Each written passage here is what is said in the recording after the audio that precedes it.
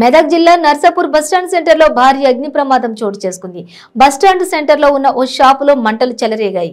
ఈ ఘటనపై స్థానికులు వెంటనే అగ్నిమాపక సిబ్బందికి సమాచారం అందించారు.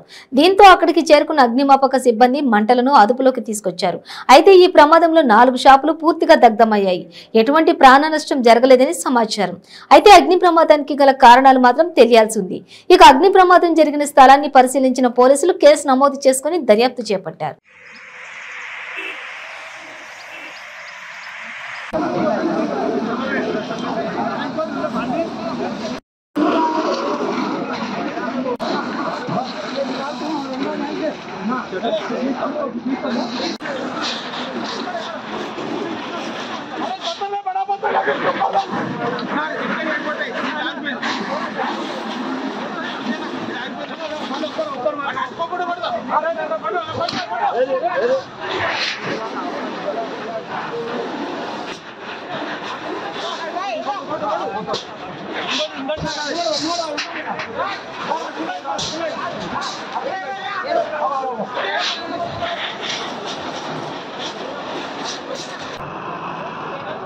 I mean,